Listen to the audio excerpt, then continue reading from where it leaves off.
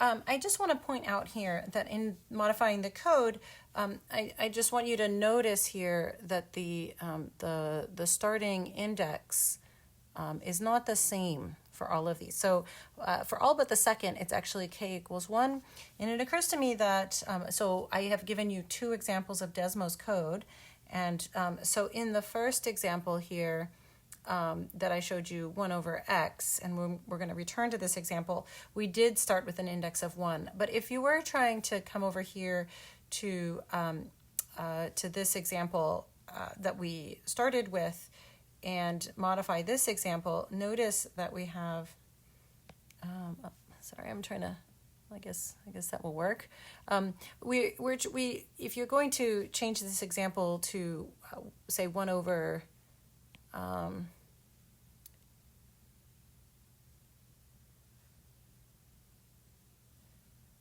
1 over k squared, right? Okay, so I have to use x here.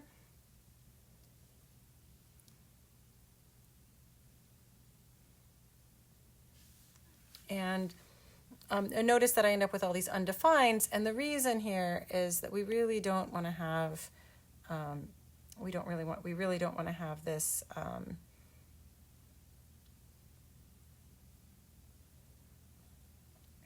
the 0 in here. So I haven't found a wonderful way to do this from my iPad. It's a little easier on my computer to do this modification, but let me just take a moment here to do this modification. There's 2 modifications you'll need to do. There is re-indexing here so that we are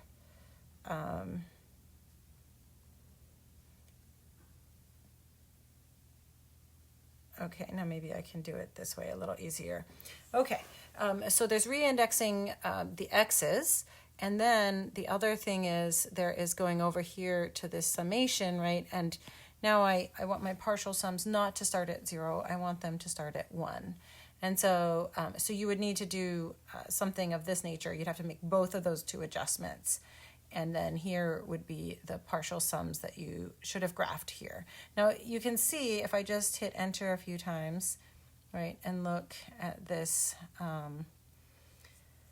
at what's happening here, we can see that that this is indeed looking like it is approaching some limit, right, and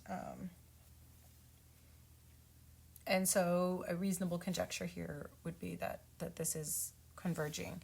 And you can actually see the number that it's converging to is the height of the black points there. So of course this is a geometric series, so we could even calculate, sorry, this is not a geometric series, so we wouldn't be calculating the limit, but it seems to be getting kind of close to 1.8 here. So let me just quickly show you algebraically, right?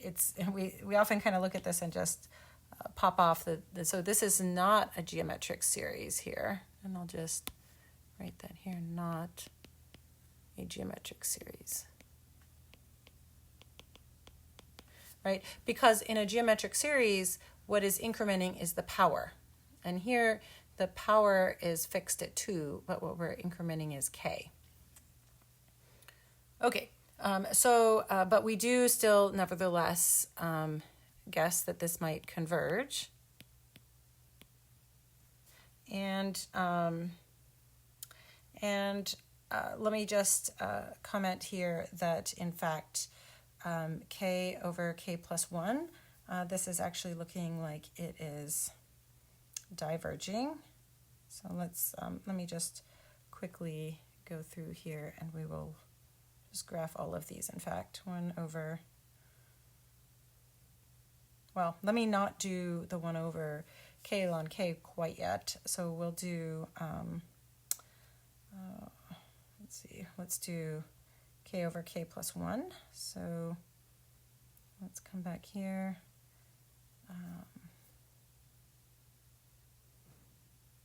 X over x plus 1. Okay, and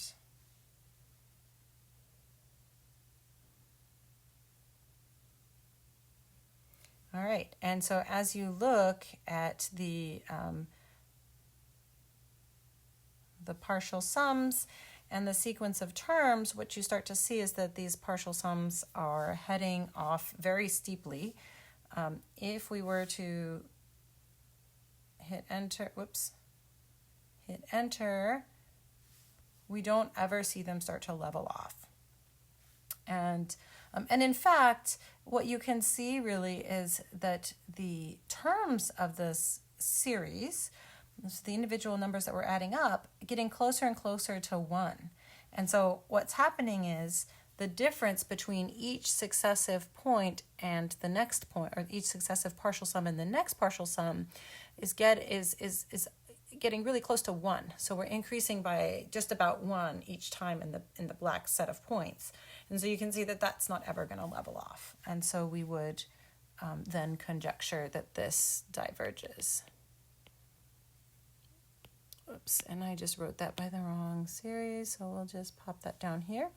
Okay, and then minus 1 to the k, right? So if you're graphing that, right, what does that look like? We're starting here at minus 1, plus 1, minus 1, plus 1, right? And when you computed the partial sums, on the first page, you found that those partial sums are oscillating between minus 1 and 0, right? And so because they oscillate infinitely often, they're not approaching any single limit. So this, in fact, diverges. Okay, so remaining here is 1 over k ln k. Notice this has to start at 2, and the reason for that is we don't want to have a 0 in the denominator, so this wouldn't make sense if I put it in with k equals 1 in the series definition. So let's see. Let's go ahead here and say 1 over x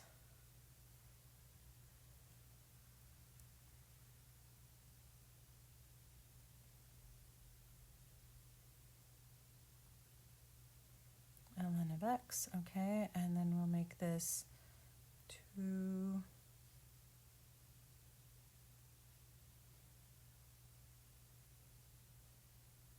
3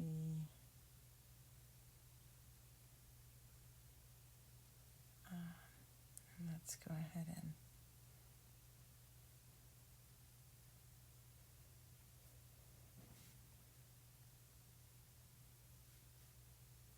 start down here, and I'll just go ahead and start deleting here.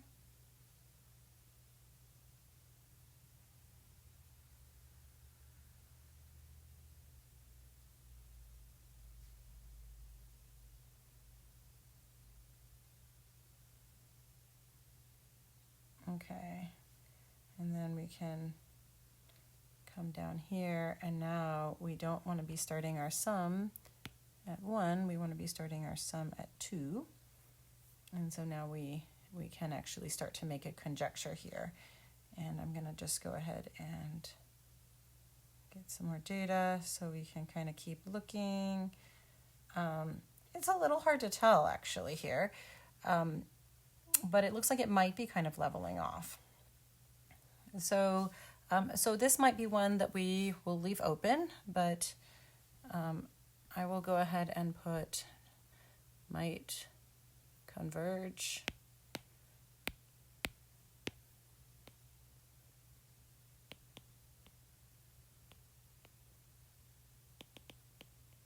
Hard to tell. Okay, so one of the things I wanted to do here was just demonstrate how to adjust the code to get change the starting index here, so that you can kind of see what's happening, and so that you're not hung up if you want to start an investigation part of the way into the series.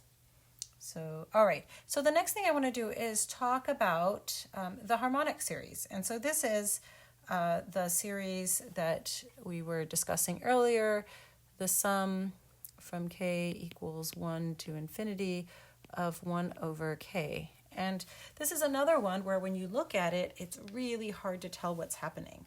And so, in fact, if we go over here to the original graph that we had up, the very first one we had up, then I can start adding more points here. And as I do, the thing is, things aren't really leveling off very well. So if I pinch out here, you know, the curve is getting shallower, but it's still going up. I'm not seeing limiting behavior happening, right? I'm not seeing a horizontal asymptote yet. It just isn't increasing fast enough, or very fast. It's increasing kind of slower, right? And the problem is that as I zoom out, right, as I add more points, I'm still not quite seeing things leveling off and looking like there's a horizontal asymptote. So this is something just to keep in mind, that, you know, we really can't tell by doing these graphs, but we can get a lot of information. And so it turns out, amazingly enough, that that this series actually diverges. So the graph of partial sums doesn't level off, but the slope is still decreasing.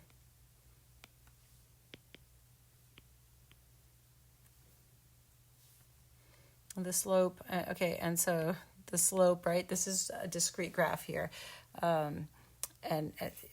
but if you kind of imagine that there's some curve going through it, the slope is still decreasing.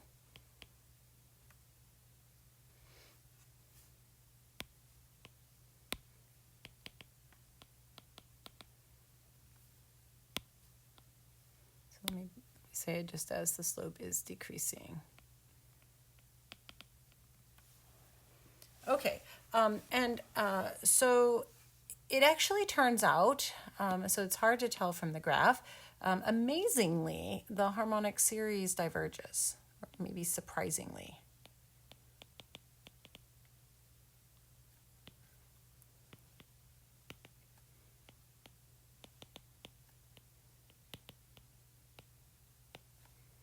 Okay, and let me just give you a little bit of an algebraic proof as to why that is. So let's write out the terms of the harmonic series. So the sum from k equals 1 to infinity of 1 over k is equal to 1 plus 1/2 plus 1/3 plus 1/4 plus, okay, and I'm actually going to write out a ridiculous number of terms here, and the reason is to show you the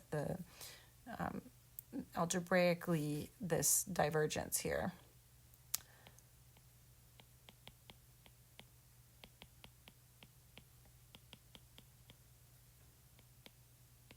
Okay, and so I'm going to go ahead and start grouping these terms here, and so we'll just group the first term by itself, and then there's the second term, and then we're going to group the next two terms together, and then we're going to group the next four terms together. Okay, and so this is here we have the first term is, of course, it's 1, it's greater than, I'm going to put in here greater than or equal to 1/2. 1/2 is greater than or equal to 1/2. 1/3 plus 1/4. Well, 1/4 is the smallest of the terms, and there's two of them. So the sum of those two is greater than or equal to 1/2. And then the next four terms, okay, the smallest of the next four terms is 1/8. So each of these terms is at least 1/8. So this sum is greater than or equal to 1/2. I mean, it's actually stick with greater, but all right. And then I can take the next 8 terms.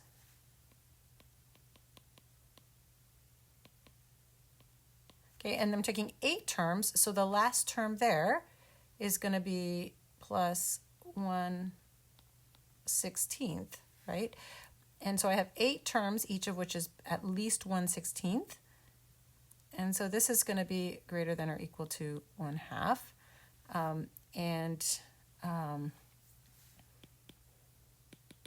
And so the point is that we could continue in this way. And each time we take, all right, so after this, we'll take the next 16 terms. After that, we'll take the next 32 terms. And we'll have to take more and more terms. But we can always go a certain number of terms out and some large number of terms. And we will have those terms adding up to at least 1/2. So what that's saying is that what we get from that is that S1 is greater than or equal to 1/2. S2 is greater than or equal to 1/2 plus 1/2. S4 here is greater than or equal to 1/2 plus 1/2 plus 1/2. Okay, and notice I'm going out here. S4 is, the reason I'm taking S4 is because I'm summing up. I want to get to the end of one of these red brackets here, right? So then if I come back here, S8 is greater than or equal to, right? Okay, so this is S4 is greater than or equal to 1/2 times 3. S8 is going to be greater than or equal to 4/2, and so on, right? And S8, let me just suggestively write this as S8 is 2 cubed, right? S4 is, well, 4 is 2 squared, right? So let me just comment here that if we look at the 2 to the nth partial sum, that's going to have to be greater than or equal to, and here following the pattern, n plus 1 over 2. So what we can see is that that this number is just going to get, it can be as large as we like. So the point is that as n goes off to infinity, we can always go out even further and get and get our partial sums to be as large as we like. So I'm not sure if that came across quite as clearly, so let me restate in another way.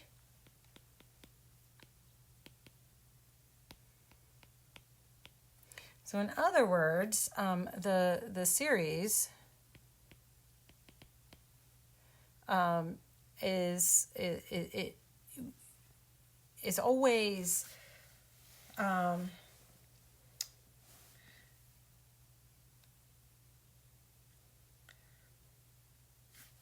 okay, the series doesn't have some limit. All right, so the series doesn't converge because if the sum from k equals 1 to infinity is equal to some number, let's call it L, so if it does, which it doesn't, then it would have to be the case that the partial sums would have to stay close to L.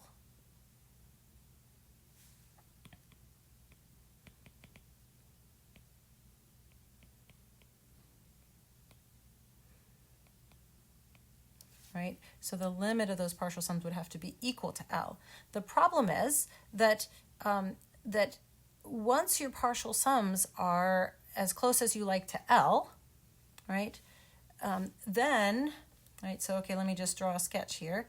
If I have my partial sum here, Sn, and here's height L, right, so if my partial sum is close to L here at sum Sn, then my next partial sum, if I go out really far, if I go out far enough, then I get up to some other S, I'll call it SM, where I have jumped up by at least 1/2, right? So I'm no longer close to L.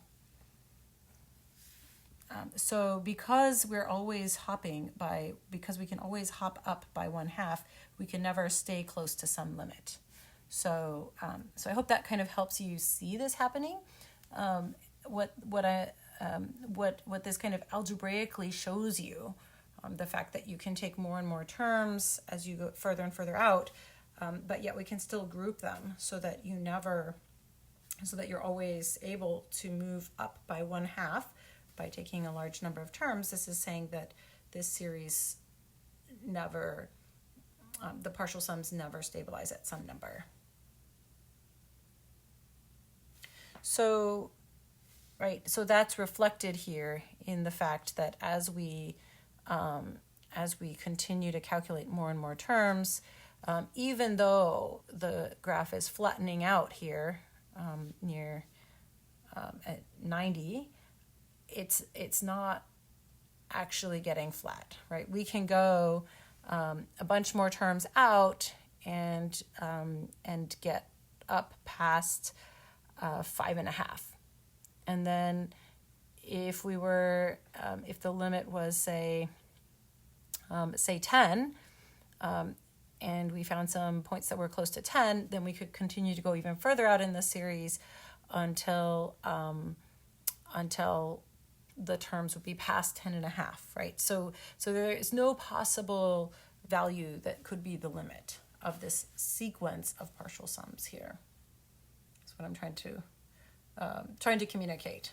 So this is a little bit of a surprising one because you can really see that these the terms that you're adding are getting really small. They're just not getting small fast enough.